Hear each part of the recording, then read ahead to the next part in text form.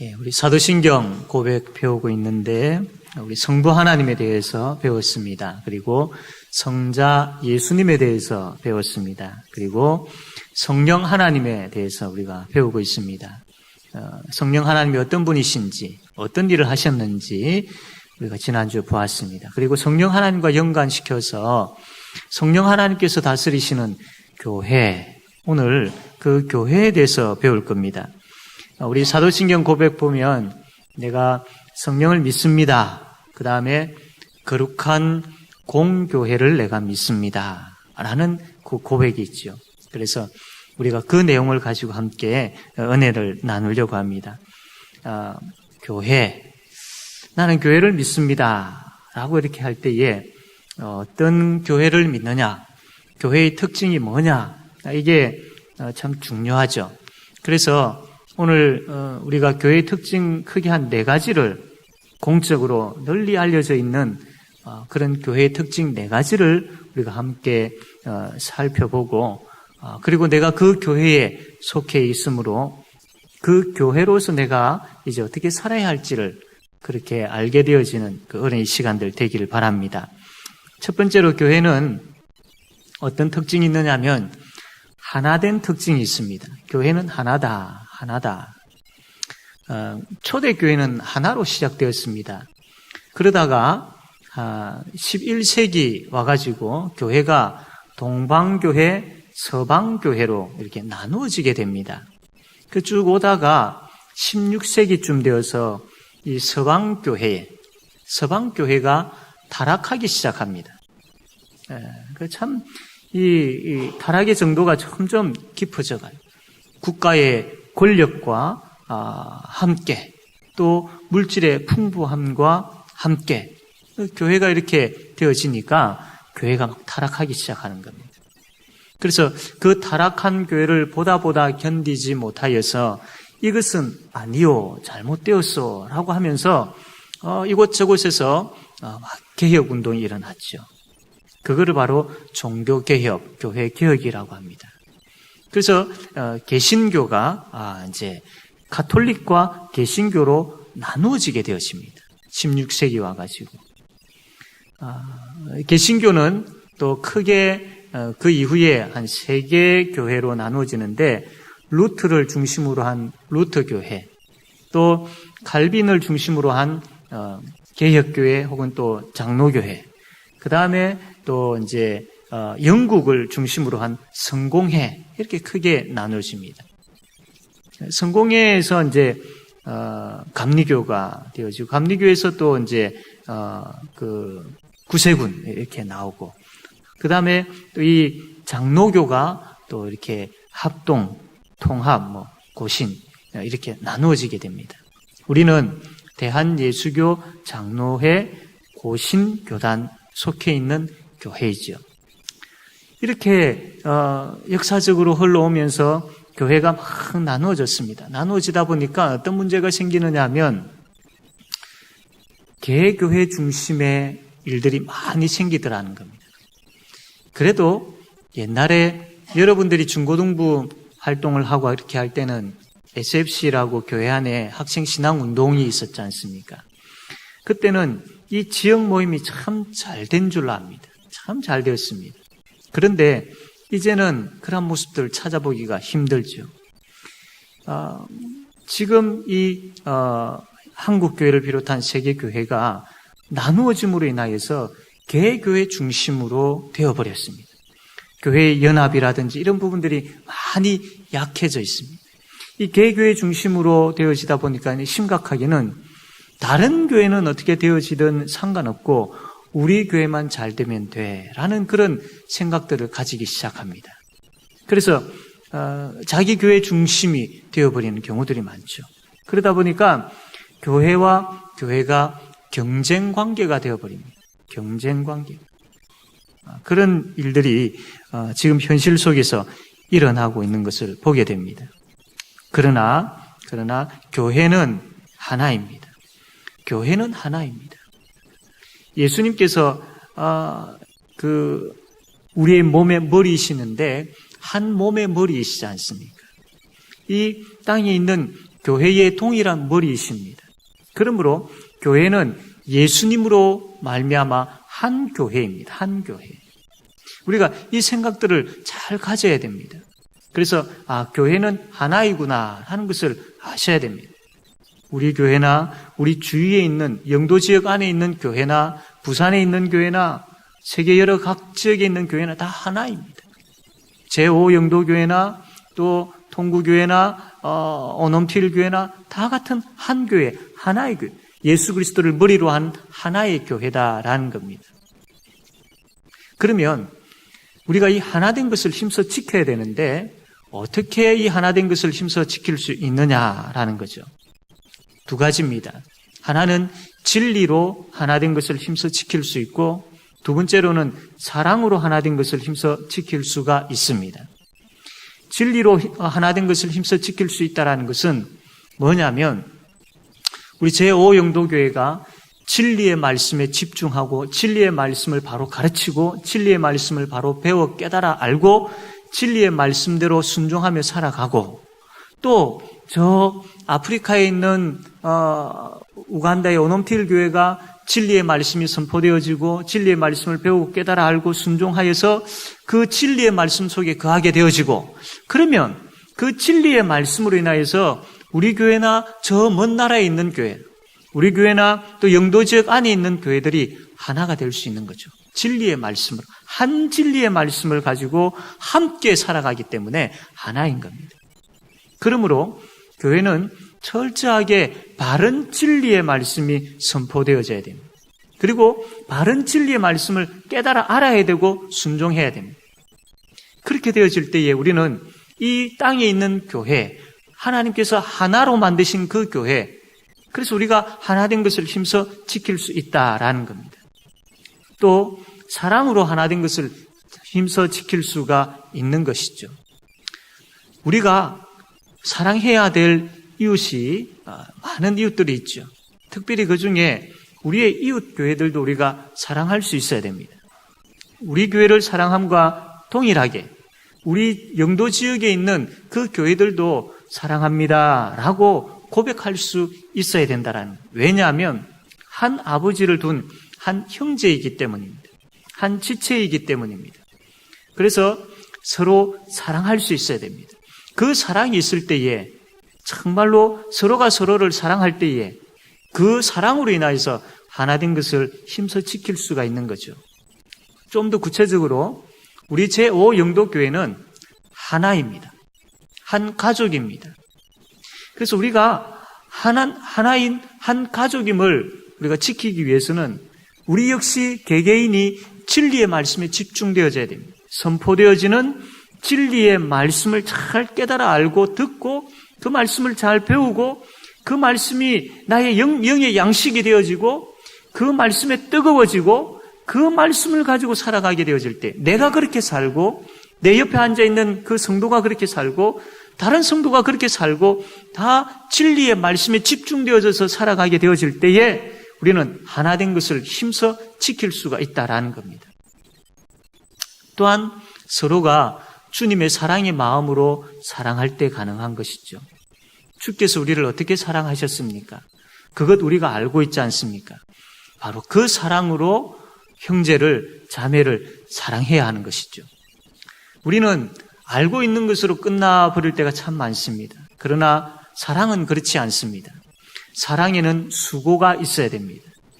사랑에 수고가 있는 교회가 정말로 하나된 것을 힘써 지키는 교회입니다.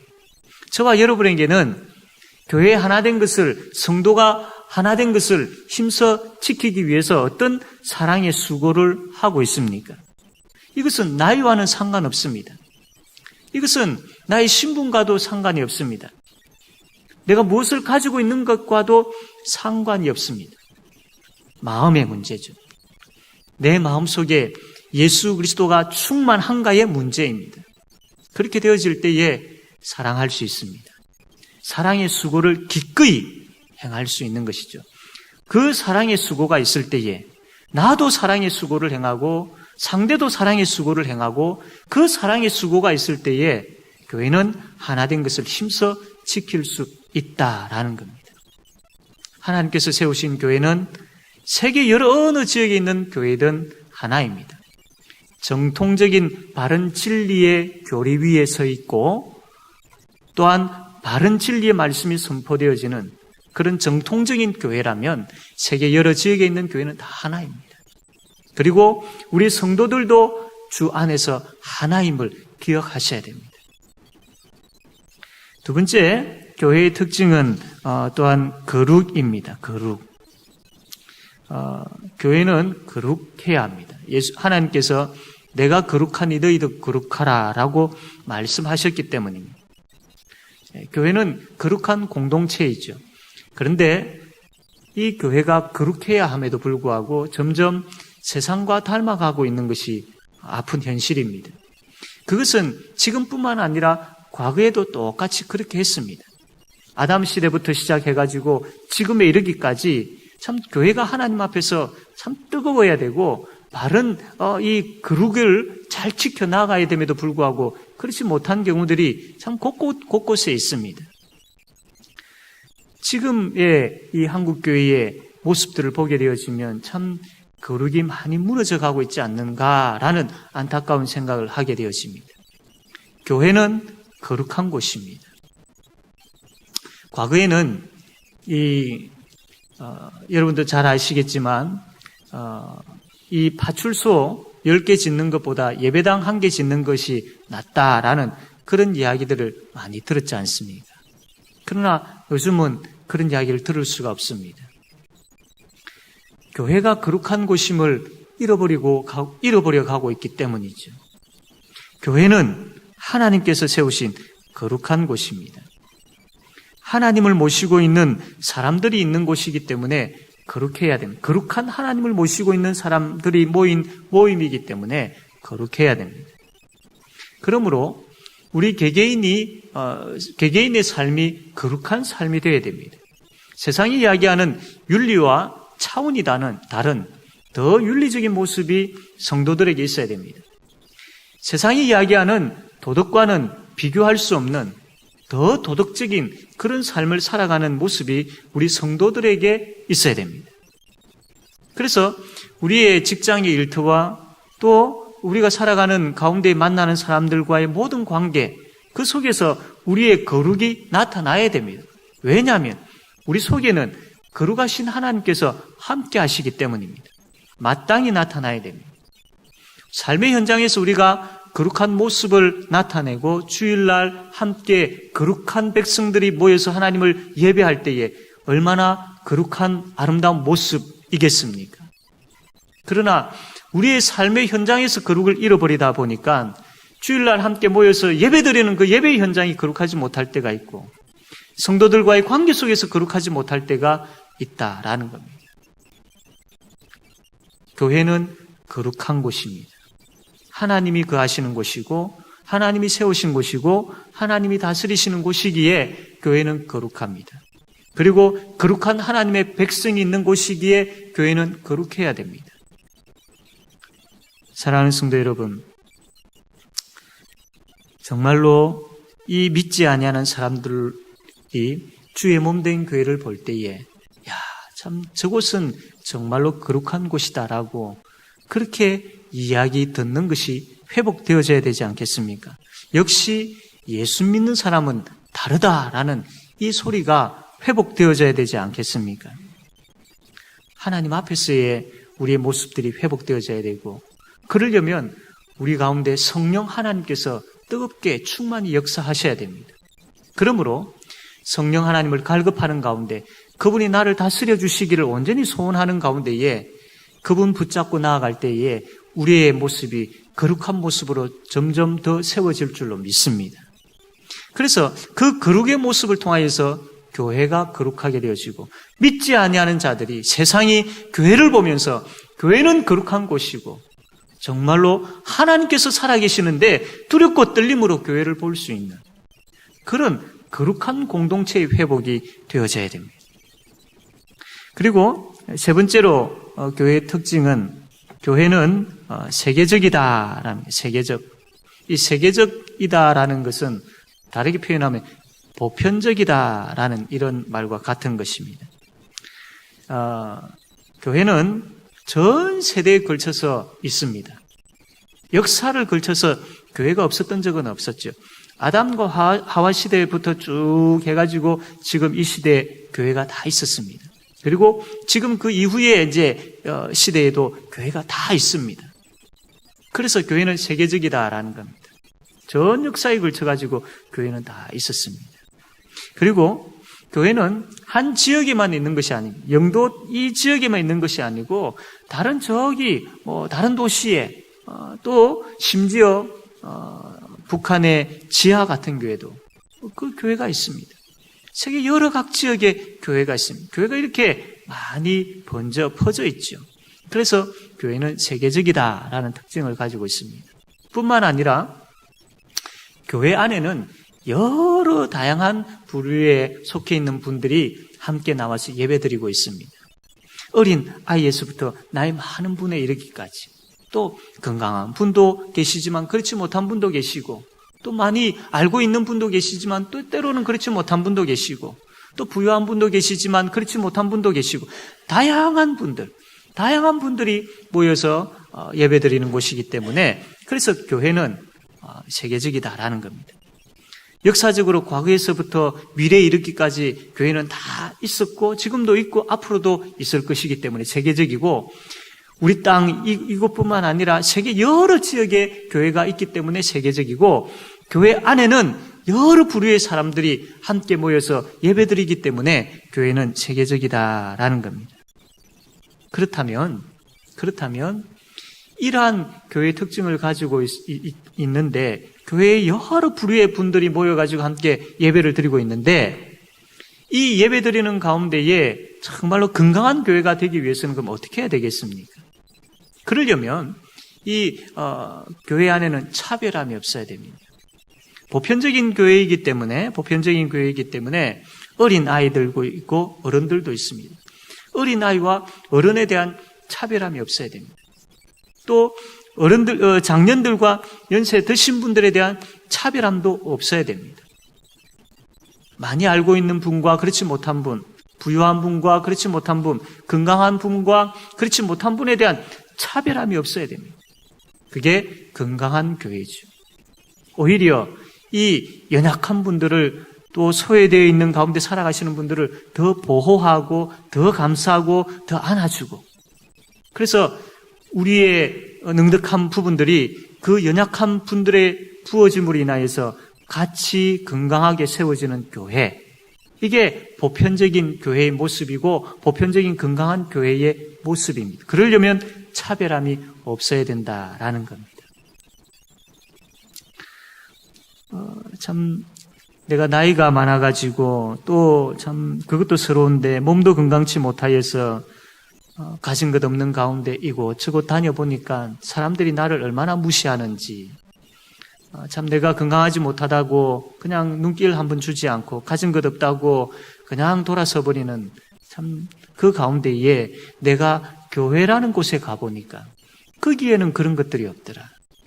거기에는 내가 가진 것 없고 부족한 것 많지만 그래도 거기에는 나의 이름도 불러주고 나를 인정해주고 나를 알아주고 나의 손도 잡아주고 나를 위로해주고, 교회라는 곳이 바로 그런 곳이더라.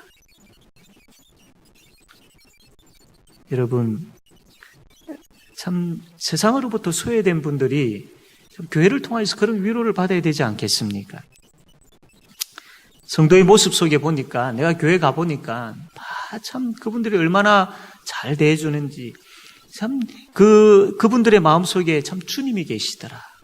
이런 이야기 우리가 들어야 되지 않겠습니까? 이런 교회가 되어야 되지 않겠습니까? 그래서 교회는 차별함이 아니라 오히려 더 위로하고 더 감싸주고 할 줄 아는 그런 교회가 되어야 됩니다. 그리고 이 보편적인 교회가 건강한 교회가 되기 위해서는 선교하는 교회가 되어야 됩니다. 교회가 세계적이다라고, 교회가 보편적이다라고 이야기할 때에 한쪽에만, 이 지역에만 예배당이 있어서 예배를 드리는 것이 아니라 이 지역뿐만 아니라 여러 지역에 교회가 세워져야 되고, 거기에 사는 사람들도 그 교회를 통해서 예수님을 만나고 예배하고 구원받는 그런 은혜가 세계 여러 곳곳에 각 지역에 있어야 된다라는 거예요. 그래서 선교해야 된다라는 거예요. 선교. 교회의 사명 중에 참 중요한 사명이 바로 이 선교입니다. 선교. 다른 거 다 하고 남아서 하는 것이 선교가 아니고 교회의 사명 중에 사명이 바로 선교입니다. 교회의 최종 목적이 뭐냐라고 질문하면 딱 하나로 줄인다면 선교입니다. 선교. 그래서 교회가 교회로서 정말로 바로 알고 있고 교회가 교회로서 바로 세워지기를 원하고 교회가 세계적이고 보편적인 교회다라고 고백하는 교회라고 한다면 선교하는 교회가 되어야 됩니다. 우리 영도 이 청학동에만 교회가 아니라 저기 오놈틸 지역에도 통구 지역에도 또 한가롤라 지역에도 티베리우스 지역에도 예배당이 있어야 되고 교회가 세워져야 되고 그 지역에 믿지 아니하는 사람들이 복음의 자리로 나와서 복음을 들어야 되고 예수를 만나야 되고 거기에서 예수를 만나고 예배드리는 일들이 있어야 된다라는 거죠. 그게 바로 교회는 보편적이다라는 특징을 가지고 있고 그것 때문에 교회에 있어서 중요한 사명이 바로 선교다라는 겁니다. 그래서 우리 교회는 선교하는 교회가 되어야 되고 선교를 위해서 기도하는 교회가 되어야 되는 겁니다. 마지막으로 네 번째 교회의 특징 가운데 하나가 뭐냐면 바른 신앙 고백이 있어야 됩니다. 첫 번째 교회는 하나이고 두 번째 교회는 거룩이고 또 세 번째 교회는 이 세계적 혹은 보편적이다라고 했는데 이제 네 번째로 교회는 신앙 고백이 있어야 된다라는 겁니다. 어떤 신앙 고백? 사도들이 고백했던 바로 그 신앙 고백이 있어야 됩니다. 예수님의 12 제자들, 그 사도들이 이 말씀을 통해 하나님의 말씀을 가르치고 전했던 바로 그 말씀, 그 예수님에 대한 바른 신앙 고백, 베드로가 주는 그리스도시요 살아계신 하나님의 아들이십니다라고 고백했던 바로 그 신앙 고백, 많은 예수님의 그 사도들이 예수님에 대해서 말씀을 하고 전했던 바로 그 복음, 그 신앙 고백이 교회에 있어야 된다. 교회의 특징 중에 하나가 바로 이것이죠. 만약에 이런 신앙 고백이 없다면 그건 교회가 아닌 것이죠.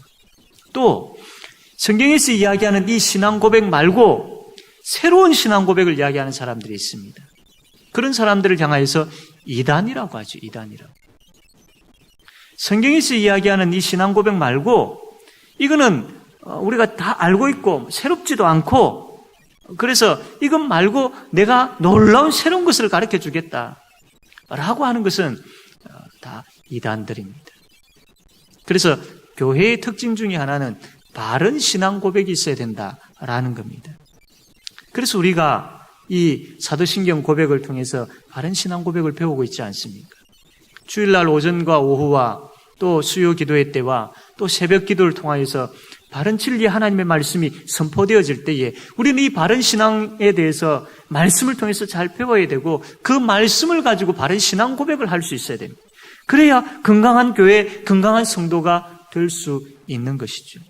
그러므로 선포되어지는 말씀, 가르쳐지는 말씀, 이 말씀을 그냥 넘겨서는 되지 않고 이 말씀을 통해서 내가 하나님 앞에서 바른 신앙 고백을 할 수 있기 위해서 귀담아 들으셔야 된다라는 그걸 자기 것으로 만들고 또 암송하고 또 그 말씀을 가지고 다시 삶 속에서 되새기고 그 말씀을 나누고 하는 그런 모습들이 있어야 된다라는 겁니다.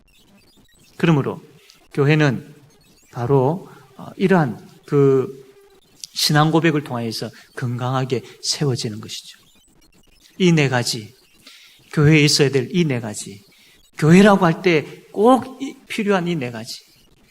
하나님, 제5영도 교회에 정말로 하나됨이 있고 거룩함이 있고 또한 제5영도 교회에 참 바른 신앙 고백이 있고 또 보편적인 그런 큰 은혜가 있는 그런 교회가 되게 해달라고 이 밤에 우리가 기도하는 저와 여러분 되어지기를 바랍니다. 그래서 정말로 교회가 바로 세워짐을 통해서 그 교회에 속해 있는 우리 개개인의 신앙도 하나님 앞에서 각각의 교회로서 아름답고 복되고 정말 주께서 기뻐하시는 그런 성도, 그런 교회로 세워지는 큰 은혜의 역사가 충만하게 되어지기를 바랍니다. 아멘.